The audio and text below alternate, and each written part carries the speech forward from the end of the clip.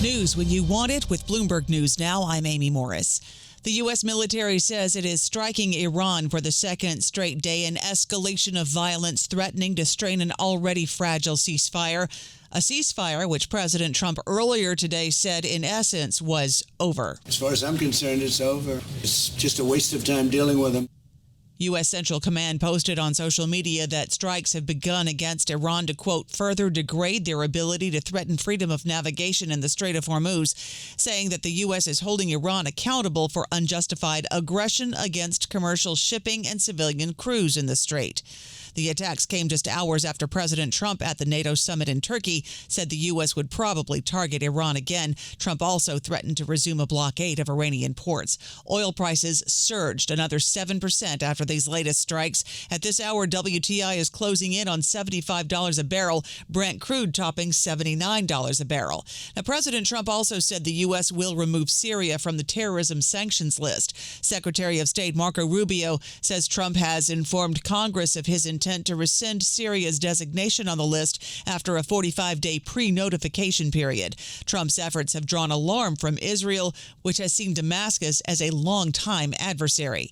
And President Trump says he will allow Ukraine to manufacture Patriot missile interceptors, telling Ukraine President Volodymyr Zelensky of his decision during a press conference at the NATO summit.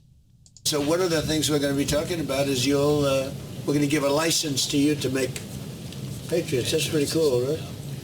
This way you can't complain that we're not giving them enough. I'd say make them yourself. Trump said U.S. manufacturers would go to Ukraine to explain the process.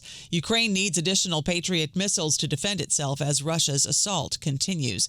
NATO Secretary General Mark Rutte announced NATO allies are investing billions to upgrade fuel supply lines to ensure that forces have the energy supplies that they need for, quote, war-fighting readiness. We know that this 27 billion euro investment will modernize our existing fuel storage and distribution infrastructure and support new facilities, including pipelines towards the eastern part of the alliance. Rutte made the comments during a closing press conference at the NATO summit in Turkey.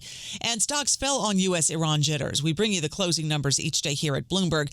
The S&P lost 21 points. NASDAQ gained 52 points, in part because of NVIDIA. We're going to get to that in just a second.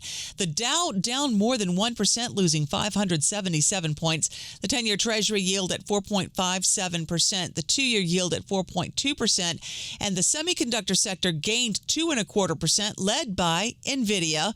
It jumped more than 3.5% in the regular session. This after news that China reportedly plans to allow some of its biggest AI companies to buy a small number of NVIDIA's H200 chips. Sources tell the information that Chinese officials have told companies, including Alibaba, ByteDance, and DeepSeek, that they may soon receive permission to buy some of those H200 chips from NVIDIA, but must explain how many they need and why they need them. The central bank has released the Fed minutes from its June meeting, the first under Kevin Warsh. A few Federal Reserve officials said there was a case for raising interest rates in June, although they ultimately supported the decision to leave rates on hold. Participants generally assessed that upside risks to price stability remained elevated. Downside risks to achieving maximum employment had moderated. Bloomberg's Tyler Kendall says there were some questions about what the Fed minutes would look like and how long they'd be after Kevin Warsh said he'd like the Fed to move away from the practice of forward guidance. Warsh has vowed to move the central bank away from forward guidance. That was included in this statement, with a majority of participants remarking that they saw advantages in shortening the statements after FOMC decisions. Bloomberg's Tyler Kendall. Emmy nominations are out, and the Pitt led all nominees with 25 and a dominant sophomore season, while Hacks led all comedies with 24 for its final season. The Emmys are scheduled for September 14th on NBC. That's news when you want it with Bloomberg News Now. I'm Amy Morris, and this is Bloomberg.